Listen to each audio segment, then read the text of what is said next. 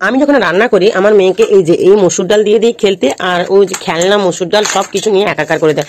তো এগুলো তো নষ্ট করা যায় না, অনেকদিন হয়ে গেল এগুলো নিয়ে এসে খেলছে। তো ভাবলাম কি এগুলো এদিক সেদিক গোটা ছড়িয়ে ছিটিয়ে ভাবলাম কি এই ডালগুলো আর একটা বিহিত করেই ছাড়বো, কেননা এইগুলো দেখেছো কত কি মিশিয়েছে, দেখো কোথায় কিসমিস মিশিয়ে দিচ্ছে, এই দেখো কত কিসমিস মিশিয়ে দিয়েছে। তো এগুলোর আজকে কি ব্যবস্থা করি তোমাদের সঙ্গে আজকে শেয়ার করবো। বাপরে বাপ কতগুলো ডাল দেখেছো।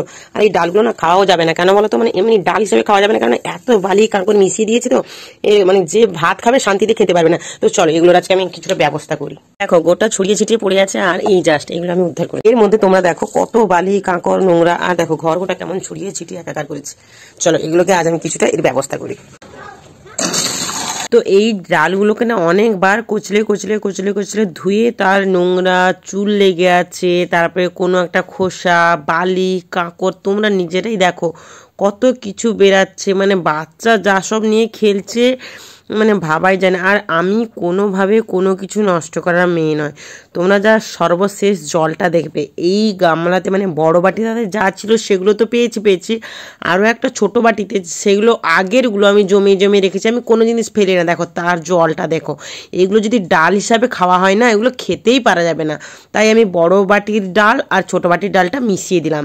চলো এতগুলো সিলে বাটা যদিও সম্ভব, তার মধ্যে আমাকে বরফি ধৈর্য দেবে না, তাই আমি এগুলোতে মিক্সিতে বাটলাম। আর এই বাটাগুলো না একটু ঝাল ঝাল একটু পেঁয়াজ দিলে না হেভি টেস্ট হয়। তোমরা একবার বাড়িতে যদি, এটা তো আমি দায়ে পড়ে করছি যদিও, মানে এতগুলো মসুর ডাল বাটার আমার কোনো ইচ্ছে নেই, কিন্তু চাপে পড়ে আমাকে করতে হচ্ছে। আর এগুলো রেখে রেখে করতে না আমার ভীষণ বিরক্ত লাগে, যা হবে একসঙ্গে পুরো হয়ে যাবে।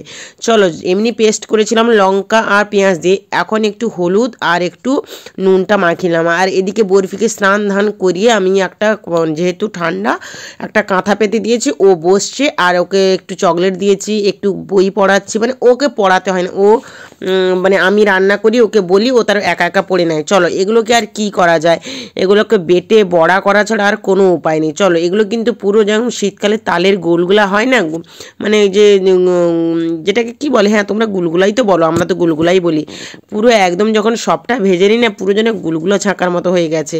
আর এই ছাঁকাটার কি বলতো, ঝোল একটু মাখা মাখা ঝোল বা টক খেতে ভালো লাগে। দেখো বরফি একা একা পড়ে যাচ্ছে, ওকে কোনো চাপ দিতে হয় না, এইটা আমার বেস্ট প্লাস পয়েন্ট। দেখো তোমাদের বলেছিলাম না পুরো শীতের সে তালের বড়ার মতো হয়ে গেছে। চলো আজকে আমি এগুলোকে লেবু দিয়ে হালকা হালকা টক করব, তার জন্য আর টকে তো কোনো কিছু লাগে না। আর ওই যে তেলটাই ভেজেছিলাম, তেলটা আমি এক্সট্রাভাবে তুলে রেখেছি, নষ্ট করার জন্য আমি একদম নয় প্রস্তুত। চলো একটু কুমড়ো আর এক যে গোল গোল চাকা চাকা করে টক করেছিলাম, লেবু টক করেছিলাম, আর এগুলোকে আগে থেকে একটু প্রথম থেকে ফেলে দিলাম। কেন বলো তো, যেহেতু এই বড়াটা একটু শক্ত, আর অনেকক্ষণ একটু ফুটলে কি বলো তো ভীষণ বড় হয়ে যাবে, আর একদম ফোলা ফোলা দেখেছো পাতের গোড়ায়। ওরে বাবরে, জাস্ট একটু বড়া নিতে হবে, একটু আলু, তারপরে মুখে দাও, ও হো যেন একটা অমৃত। চলো টাটা, কেমন লাগলো জানিও।